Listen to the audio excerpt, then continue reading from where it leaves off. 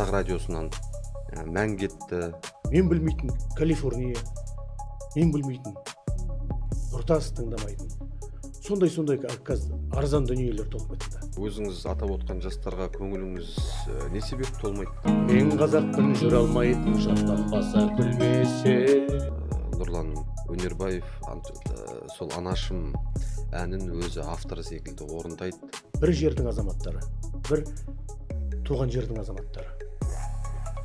Бірақ неге Марат Омаров үйтіп атқанын мен білмеймін. Бір игіліктен үміттіміз ғой барлығымыз. Адам деген өзі сондай бір тылсымға сенгіш. Бәріне тек бәрінен бас тартып жатыр. Қазіргі сол тыңдарманмен сол 20-25 жыл бұрынғы тыңдарманның айырмашылығы бар ма? Менің қазір баратын жерім, шақыратын жер құдалық. 80 жас, 60 жас, бір жас.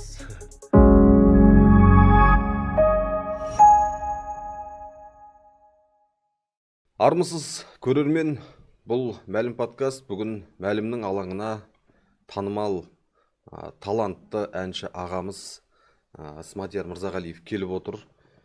Қош келдіңіз. Қош келдік, ассалаумағалейкум. Армысыз. Біз енді бүгінгі сұхбатымызды бірден мына мәселеден бастағалы отырмыз.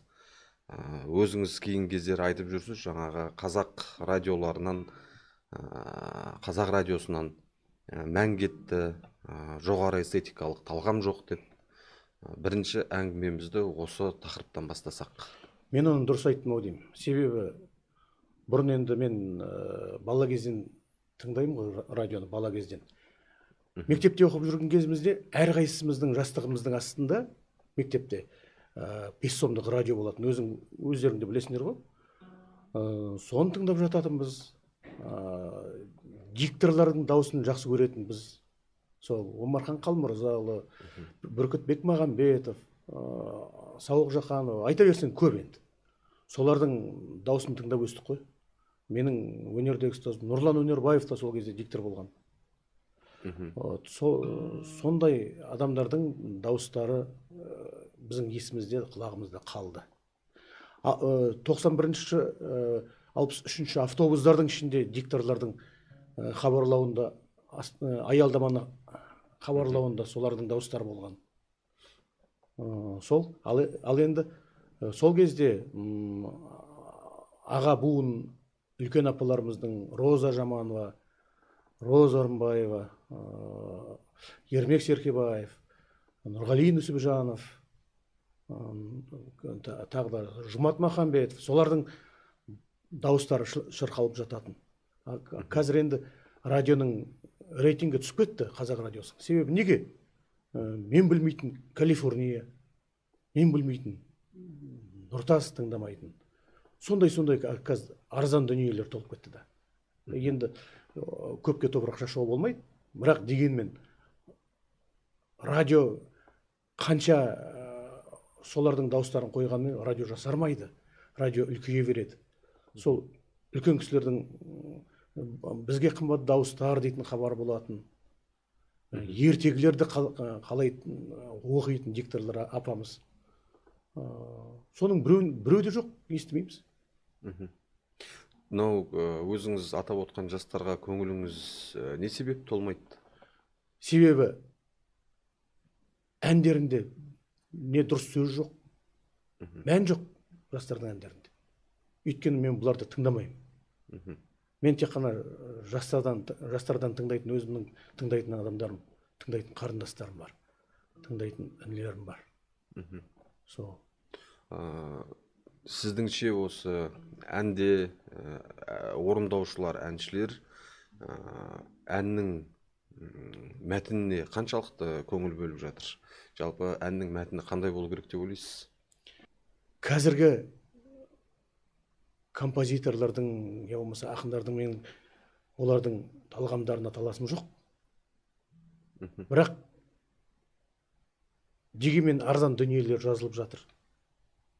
Ал енді мен өзім Шәмші ағамыздан бастап, Шәмші ағамыздың, Аблахат Еспаевтың жаңағы сондай үлкен буын ағаларымыздың әндерін тыңдап өстім. Солардың әндерін әлі күнге дейін жақсы көремін. менің кезінде менің дәуірім өтті. 2000-ші жылдардан бастап мен тойға шықтым. Үлкен кісілердің батасын алдым, үлкен кісілердің алғысын алған азаматтың бірімін мен. Ал енді сол кезде менің әндерімді тыңдады, жастар да тыңдады, үлкен кісілер де тыңдады, үлкен кісілер тыңдайды осы қазіргі уақытта. Қазір менің әндерімнің ішінде билейтін бір ән жоқ. Жастар мені де сол үшін де тыңдамауы мүмкін. Бір орындайсыз ба? Орындаймын. Ал тыңдайық, мархабат.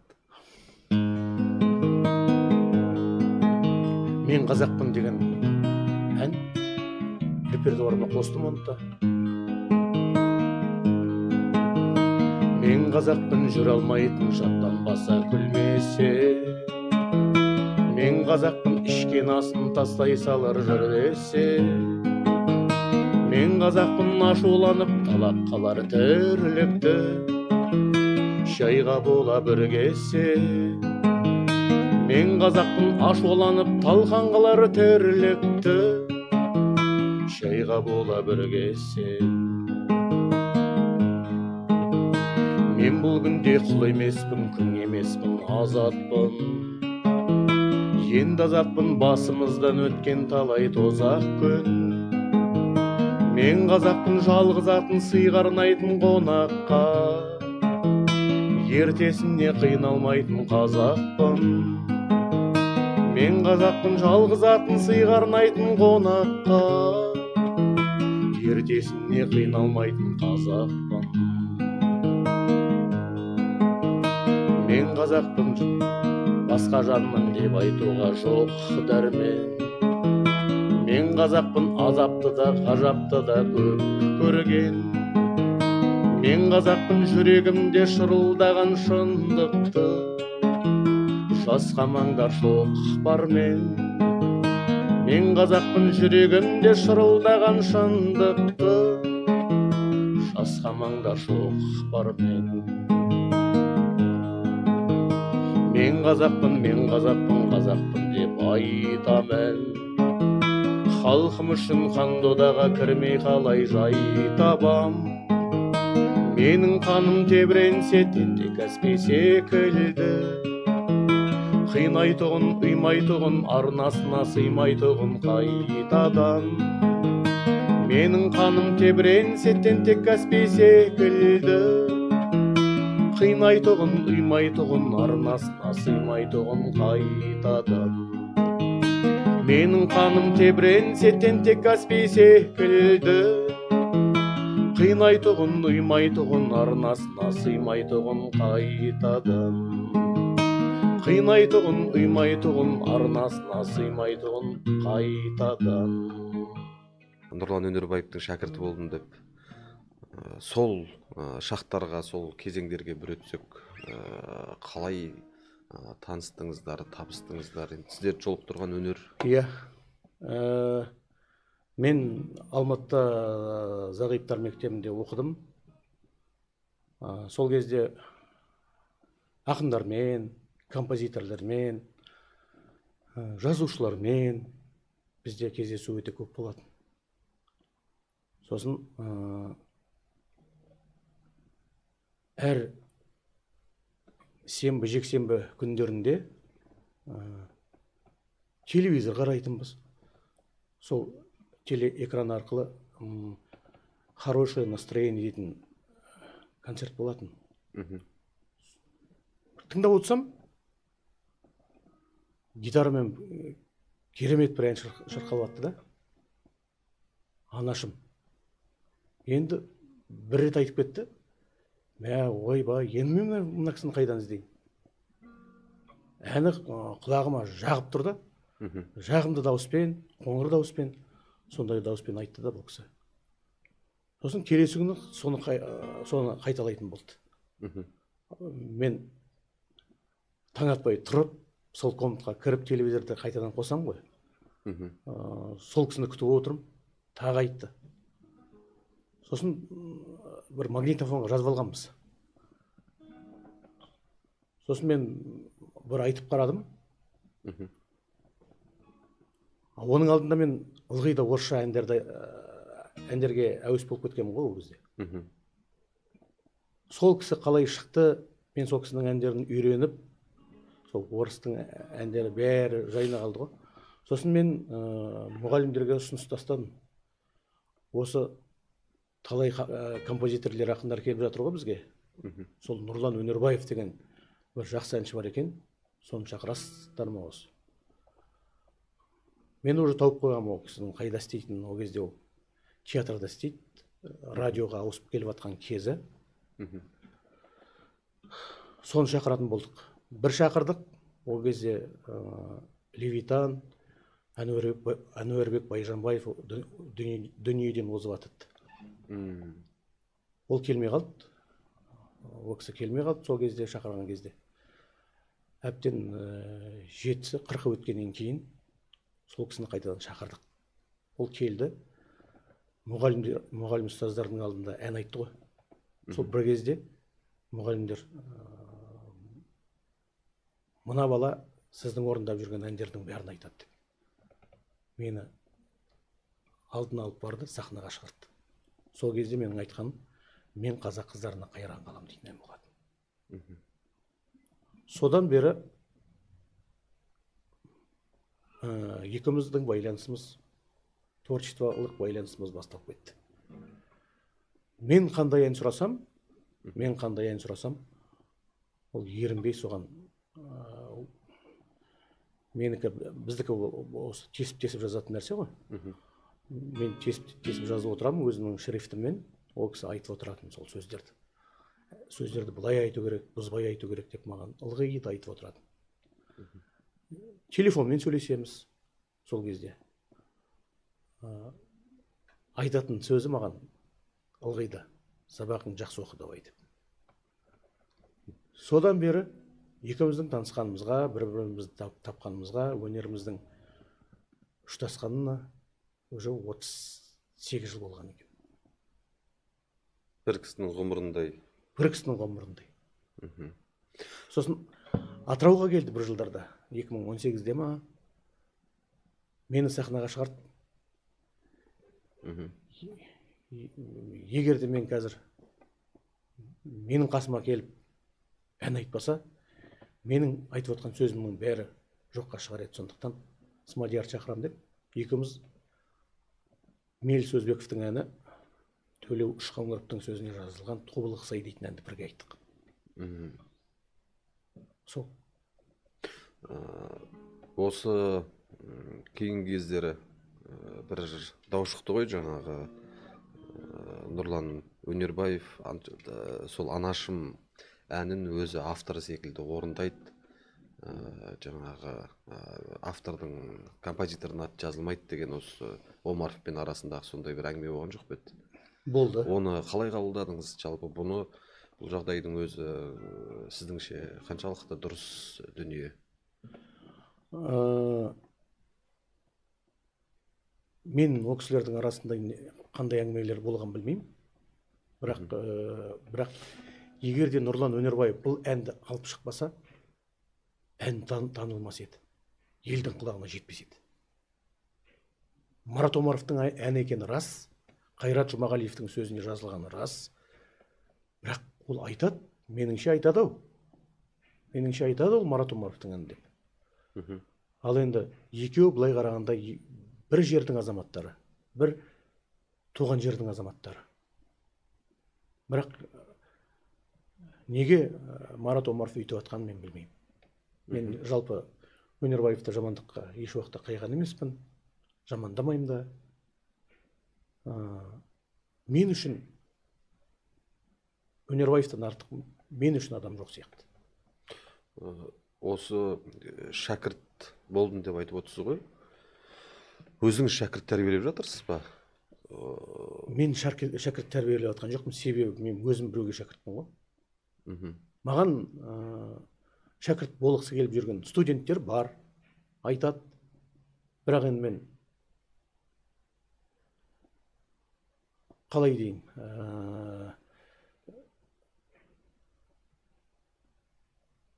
менің болып жатқан бір жерде қойып жатқан, театрда қойып жатқан концертіме келеді, бәрі тыңдайды.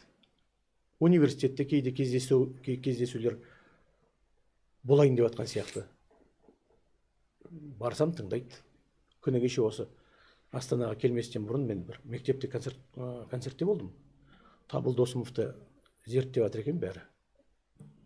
Соның екі ән айту керек болған. Соған да бардым. Сосын менің айтайын дегенім, менің қазір көңіл күйім онша болмай жүр деп айтуға болады. Себебі 4 жыл бұрын өзімнің жолдасымда көз көрмей алды, глаукома. Ана пандемияның кезінде анамның да анама да әсер етті ау деймін, себебі есін жоғалтып алған. Бұрынғыларды білет, қазіргілерді көп біле бермейді. Енді анам мен үшін бірталай жерге шапты, мен үшін талай нәрсені жасады. Біз 6 ағайынды адамдармыз. Сол мен үшін анам өте көп еңбек сіңірді.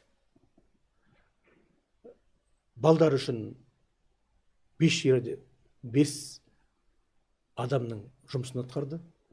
Мұғалім болды, кочегар болды.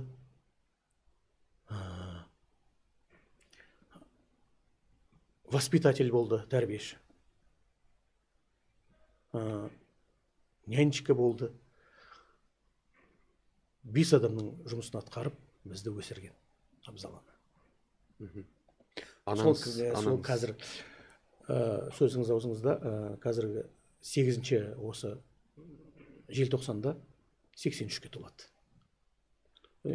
Анамның есін жоғалтып отқаны мені өте қатты жабырқатып отыр. Сосын 2 жыл бұрын менің үйім бір түннің ішінде суға кетті. Әкімшілік жасап береміз деп әлі сол алдаумен, арбаумен, сондай уәдемен келе жатыр.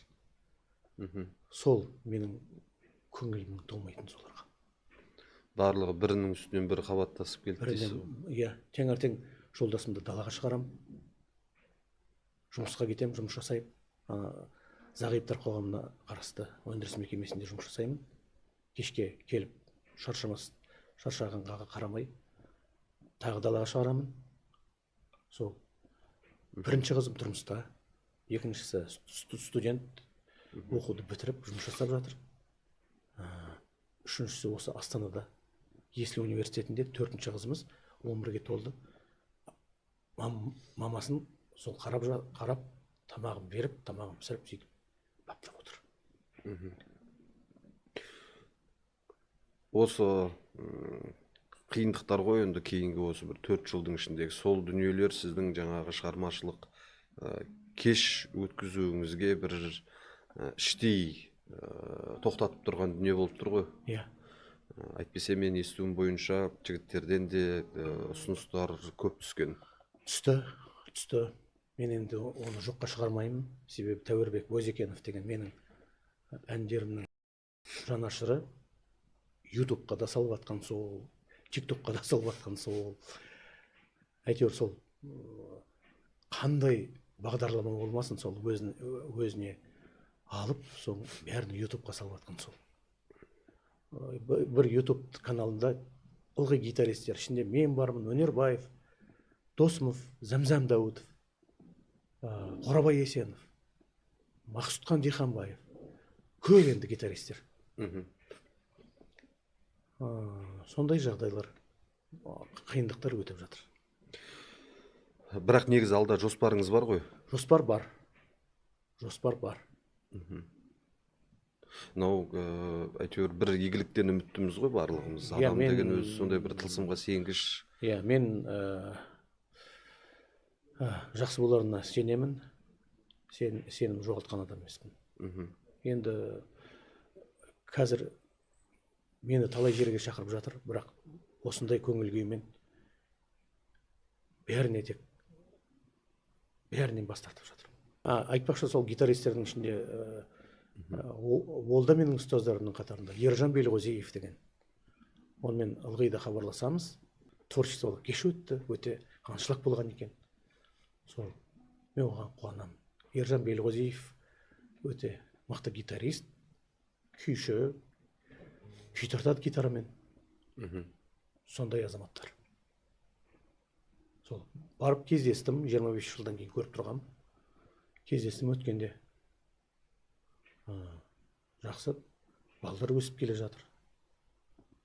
Творчествосы дамып жатыр, ән шығып жатыр. Бәріне үлгеріп жатыр осы. Сол. Өзіңіз айтып отқан Тәуірбекте сол Табылды Досымовтың бір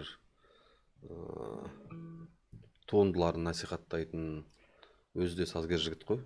Өзіңіз де үнемі насихаттап жүресіз. Жалпы достықтарыңыз қалай басталды? Етене жақын араластыңыздар ғой сіздер? Табылмен ба? Иә.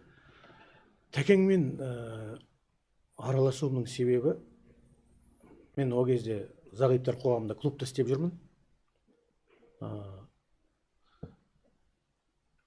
Жарқын Шәкірім деген кісі болған өмірде, күйші. Сол мектеп кезінде соған домбыраға бардым ғой. Жақсы араластық Жарқын ағамен. Қалқаман Жүнісбекова, солармен жақсы араластым. Жарқын Шәкірім деген бізде филармонияның директоры болған өмірде. Асқар Қаресов деген, сонымен бірге оқыдау деймін. Сол мен туралы Асқарға айтып, о кезде Табылды Досымов филармонияның көркемдік жетекшісі. Сол Табылды шақырып, сол Асекеңе айтып, осындай жігіт бар, сол филармонияға алайық. Сен қалай қарайсың? Жақсы деген үйіме келіп кетті, үйіме келіп тыңдап мені. Сол менің Нұрмұхан Жантөрин атындағы облыстық филармонияда жұмыс жасауым, сол Табылды Досымовтың ықпалы бар осы жерде. Оған рахмет, жатқан жері жайлы болсын, топырағы торқа болсын. Осы таяуда ғана 60 жылдығына орай бір 60 гитарист туған жерінде бір жиналып, бір сондай бір жиын өткізді, иә? Оны да көрдім. Бүгін Инстаграмнан тыңдадым. Маған да жіберіп жатыр. Өте жақсы шығарыпты 60 гитарист. Бірақ олар жастар ғой. Мен ренжіп қоямын Тәуірбекке. Осы мен неге шақырмайсыңдар деп. Ол 25 пен 20 мен 30-тың арасындағы балалар екен ғой қатысып жүрген. Біз енді сол талпынамыз ғой. Бізге неге айтпайсыңдар деп. Вообще жас шектеу бар екен, ұмытып кетіппін. Жалпы осы сахна киелі деп айтып жатамыз. Өзіңіздің сол алғаш сахнаға шыққаныңыз және алғаш әрі додада жаңағы Жас қанат байқауына, үлкен сахнаңыз сол Жас қанат байқауында ғой? 1998 жылы. Оған себепкер болған, о кезде мен Мәдениет сарайында істеймін. Урбисинов Марат деген азамат алып барды, оған өтініш білдірген. Мен ең бірінші Алматыға хат жаздым. Айжан Нұрмағанбетова деген жақсы көретін апам бар, әнші. Сол кісіге хат жазам ғой. Айжан апа, мен үлкен сахнаға шыққым келеді, Жас қанатқа қатысқым келеді деп, сол ойында қалып қойған. Сосын Атырауға сол Маратқа звондап, ол кісі сол айтып, сен Смадиярды алып кел, осы жақтан өзімізді қатырамыз, Смадиярды алып кел, Жас қанатқа қатыссын, ел көрсін, жер көрсін деп. Сол кісілердің арқасында мен 98 жылы Жас қанатқа қатыстым. Презрительские симпатии дейтін атақ алдым. Золотой микрофон алдым. Сондай атақтар. Өте тәртіп, өте қатаң болатын. Сол тәртіпке бағынуға тура келді ғой енді. 2000 жылдардың басында мені де менің орындауымдағы әндерді халық сүйіп тыңдады дедіңіз ғой? Тыңдады, иә. Қазіргі сол тыңдарманмен сол 20-25 жыл бұрынғы тыңдарманның айырмашылығы бар ма? Әлде талғамы көпшіліктің жаңағы тойдың, жеңіл бидің әндеріне айналып кетті ма? Қазір той бизнесі, жеңіл нәрсеге айналып кетті. Себебі мені жастар да тыңдады, тойға шақырылдым, көптеген тойлардың төрінде болдым, үлкен кісілердің батасын алдым, үлкен кісілердің алғысын алдым. Тыңдады, сол кезде менің дәуірім болды. Тыңдады. Қазір енді жастарға не керек? Қазір би керек. Менің қазір баратын жерім, шақыратын жер құдалық. 80 жас, 60 жас, 1 жас. Сондайға шақырады мені. Үлкен кісілер тыңдайды. Аға буын. Қазір менің тыңдарманым сол кісілер. Бір студийный альбом жазу ойыңызда жоқ па? Студийный альбом ойымда бар, бірақ тағы көңіл күй кетіріледі ғой. Көңіл күй, қаражат, енді әкімшілік ешқандай менде демеуші жоқ қой. Қазіргі мен айтып отырмын ғой, үйім суға кетті деп. Үйім суға кетті. Сосын балам осында оқып жатыр, айтпақшы, соны айтып кетейін. Балам осында оқып жатыр. Соның 1 жылдық ақшасын Ембі-Мұнайгаз төлеп, балам ары қарай оқып жатыр. Ол кісілерге рахмет. Ембі-Мұнайгаз болмаса, сол кісілердің демеуі болмаса, менің қаражатым жетпес еді. Сол кісілерге рахмет. Әкімдік қандай сылтау айтып отыр? Енді 2 жыл бұрын суға кеткен үйді жөндемей, не сылтау айтады? Демеушілер табылмай жатыр. Құрылысшылар бригадасы болса да, маған оларды жеткізбей жатыр. Демеушілер табылмай жатырмыз. Сосын маған звондады, 2 адам звондады, ертең барамыз. Ертеңгісіне күттім, 2 күн күттім, тағы хабарластым. Сендер уәделеріңе қашан тұрасыңдар? Келмей жатсыңдар ғой. Тағы да басшылармен сөйлесейік. Олар не айтады екен, сосын сізге хабарласам деді. Сол уәделерін тыңдап, өтіріктеріне тойып, сол әлі жүрмін. Өзіңіз айтып отырсыз, жаңа енді зағиптар қоғамына қарасты өндіріс мекемесінде жұмыс істеймін деп. Жалпы сол жұмысыңыз немен байланысты? Матрас, жастық, архивный коробка, бұрынғы документтерді сақтайтын коробкалар бар ғой. Соны жасаймыз. Жалғыз мен жасамаймын, маған дайындап береді, мен ары қарай өзім жасаймын. Матрасты қаптаймын, ішіне мақта саламын. Сол өзімнің жүрген жерімді, жасап жатқан жұмысымды статусқа салып қойып, Инстаграмға жариялайтын әдетім бар. Себебі мені тек қана жалғыз әнші ретінде көрмеу керек адам, кісілер. Мені жан жақтан көру керек. Сол үшін де мен салып жүрген себебім сол. Жалпы бәрі ренжиді маған. Неге саласың? Бәрі білсін мен не істеп жүргенімді. Осы әлеуметтік қолдау жағы қалай қазір? Әлеуметтік қолдау жағы өте керемет. Жұмысқа таңертең әлеуметтік таксиіміз бар, Инва такси алып кетеді. Кешке үйімізге алып келеді. Баратын жерімізге алып барады. Солардың арқасында сол мүгедектер күніне жіберген қаражаттарын алып жатырмыз. Демалыс орындарына барып жатырмыз жыл сайын. Көмектерін алып жатырмыз. Тағы айтайын. Тағы не? Заттай телефон, 5 жыл сайын телефон, ноутбук, трость, таяқ. Соның бәрін алып жатырмыз. Жалпы ол жағынан, Сабер жағынан, әлеуметтік жағынан, сол үкімет жағынан ешқандай өкпем жоқ. Әр қайсымыздың өкпеміз болмау керек. Жылына бір демалуға жібергенде жаңа шипажайлар ғой? Шипажайлар. Менің баратын жерім Алматы. Себебі өзім Алматыда оқыдым. Алматы өзімнің сүйікті қалам. Өйткені қазақ радиосы, телевидение соның ішінде. Сояқтан қаншама қарындастарды, қаншама ағаларды, апаларды таптым. Сол кісілермен араласам. Радио күні 1 қазан. Сол 1 қазанда сый-сияпатымды, тортымды алып, радиоға құттықтауға баратын әдетке айналды. Сол. Қайда жүрсем де, Астанада жүрсем де, радиоға кіріп шығам. Астанада жүрсем де, телевидениеге кіріп шығам. Жалпы мен өзім айтып отырмын ғой, жаңа 6 ағайынның 6 баланың арасында өстім.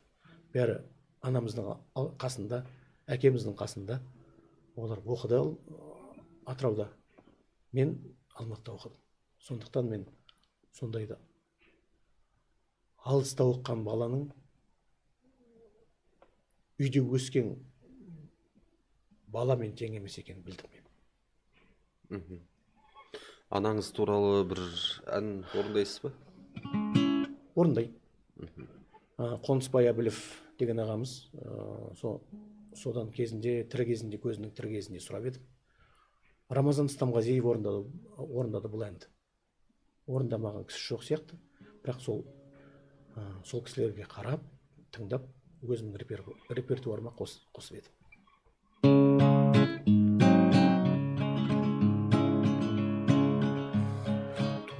Туғаннан ұлыным деп аймалаған, өзіңдей қамқорана қайдамаған, дүние аналар мен көрікті ғой, анасыз бұлбұлдарда сайрамаған, үзілмей түн қатқан, жаным деп үн қатқан,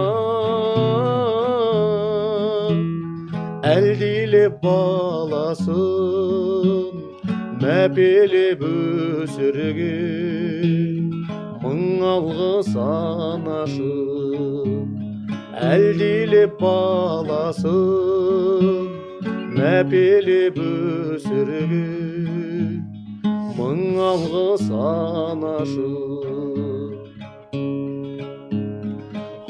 Азамат ұмытуға хақың бар ма?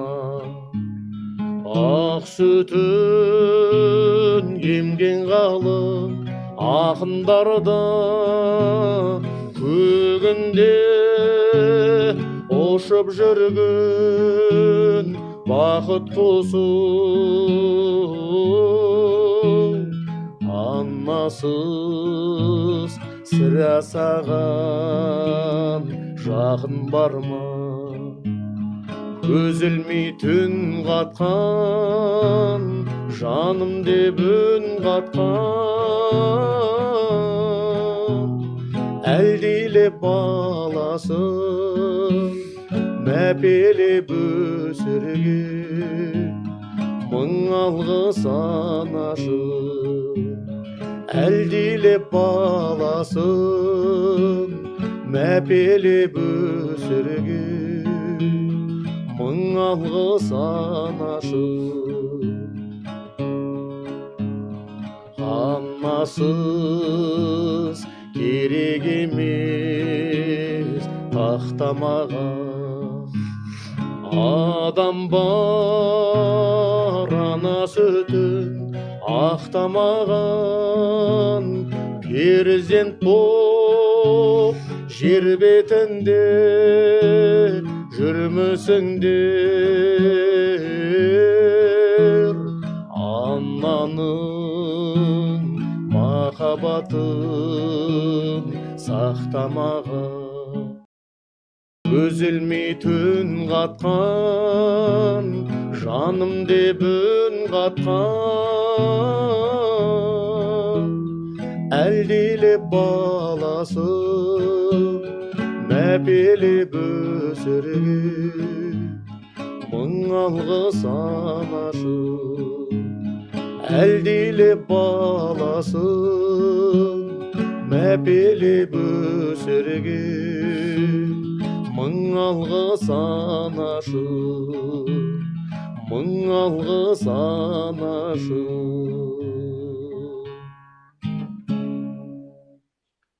Керемет орындау, керемет ән. Жаңа бір сөзіңізді айттыңыз ғой, өзімнің тыңдайтын, сыйлайтын орындаушыларым бар жастардың ішінде деп. Кімдерді атар едіңіз? Менің өнердегі қарындасым қазақ радиосында Алматыда оператор Лашын Мұратқызы деген әншіні мен жақсы тыңдаймын. Сырласамыз, араласамыз. Жастардың ішінде ең жақсы орындайтын өзіндік стилі бар орындаушы. Өзі де жай кісі, әндері де жай. Сондай сүйкімді қылып орындайтын әнші Лашын Мұратқызы. Қайтармаған деген. Қайтармаған дейтін әні бар. Ербол Спаналиев деген біздің досымыз жазған. Тағы бір атақты әндері бар еді ғой. Атақты әндер бар. Сағынышым, Қанат Ибрагимовтың сөзіне жазылған. Қарақат пен Қыдырәлі. Тағы Мақпал Жүнісованы орындаған жақсы көрем әндерді. Сондай. Енді айтып отырмын ғой, үлкен кісілердің орындауында Жұмат Махамбетов, Ермек Серкебаев, Ермек Әбілтаев, Нұрлан Өнербаев, Қорабай Есенов, сондай әншілерді тыңдаймын мен. Ақын, жаңағы сазгер, әнші деп алатын болсақ, орындаушы деп. Осы үшеуінің бір үйлестіретін жұмыстарын бір орталық па бірдеме құрған дұрыс деп ойлайсыз ба? Бір осындай мәдени кеңес өткізіп деген секілді әннің мәтінін, сазын талдайтын. Құру керек. Себебі қазақ радиосында, телевидениеда сондай көркемдік кеңес болған. Сөзіне қарап, мәніне қарап, мәтініне қарап, жақсы дүниелер болатын болса, сол радионың көркемдік кеңесінен өтіп отыратын. Ақынның сөзіне, композитордың әніне қарап, сөйтіп отыратын көркемдік кеңес. Қазір осындай жағдайда бұл жақтан да жаңа сіз айтып отқан жақтан тағы да көркемдік кеңес құрылу керек. Өйткені жастар, жас ақындар толып жатыр, сөздер жазылып жатыр. Бір әнде айтылатын сөздерге кейде түсінбей қаласың. Бұл не қылған сөз? Ол қалай жазылды? Оны кім жазып отыр? Менің жолдасым корректор болды. Корректор болып істеді Алтын Ордада.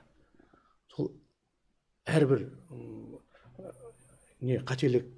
қателіктер дұрыстап отыратын корректор болған.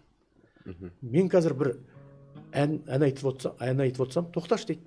Тұра тұршы. Мына жерде дұрыс айтылмаған сияқты. Ол былай айтылу керек сияқты. Деп мен де дұрыстап отыратын адамдар бар үйде. Сол көркемдік кеңес құрылу керек. Қаралу керек. Сөздердің мәтініне қарап саралау керек адам.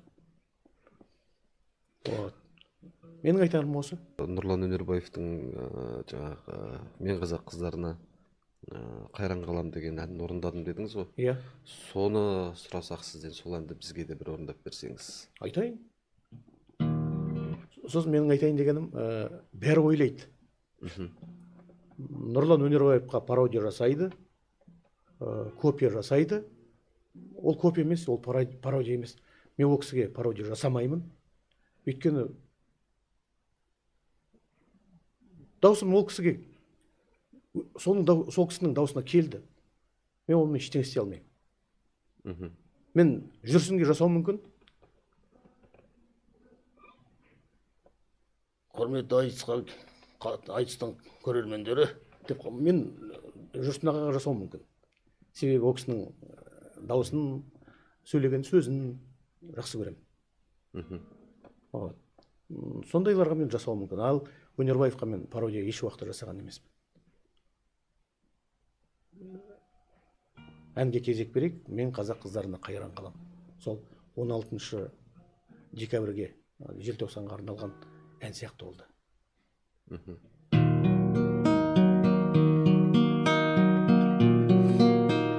Мен қазақ қыздарына қайран қалам. Жанары жаны жаздай жайраңдаған. Қыз өссе елдің көркі деген сөзді қапсыз қалай айтқан қайран бабам.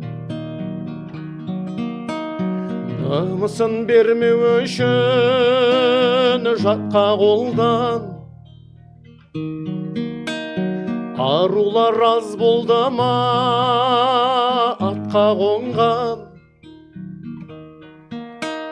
көңілде қалғансыз бар өткен күннен, өмірде қалған із бар ақтабана.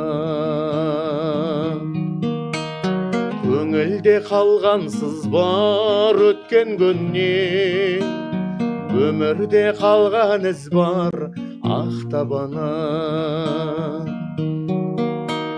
Жасырмай айтар болсам жан сырымды, тағдырым қарауылға қан шілінді. Ерліктің қос қанаты деп білеме, аяулы әлия мен мәншігімді. Ерліктің қос қанаты деп білеме, аяулы әлия мен мәншігімді. Дақ салмай аратына, анатына, жарасын салтанатың санатыңа. Жел келсін арманыңның ақ желгені, дем берсін ұлы дүние қанатыңа. Жел келсін арманыңның ақ желгені, дем берсін ұлы дүние қанатыңа.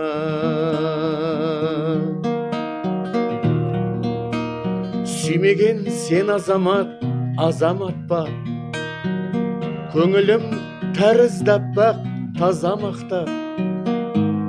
Бірін айтта ұлайықсың, қазақтың қызы деген ғажап атқа. Бірін айтта ұлайықсың, қазақтың қызы деген ғажап атқа. Бірін айтта ұлайықсың, қазақтың қызы деген ғажап атқа.